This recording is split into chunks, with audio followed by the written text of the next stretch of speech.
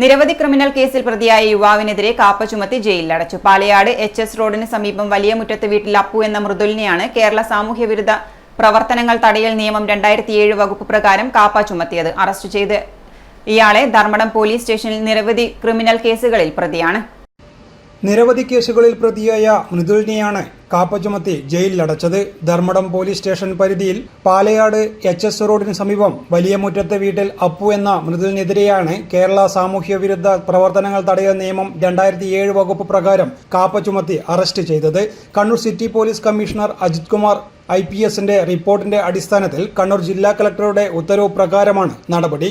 ഇയാൾ ധർമ്മടം പോലീസ് സ്റ്റേഷനിലെ നിരവധി ക്രിമിനൽ കേസുകളിൽ പ്രതിയാണ്.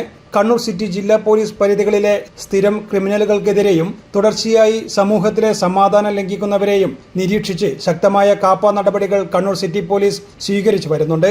News desk city news.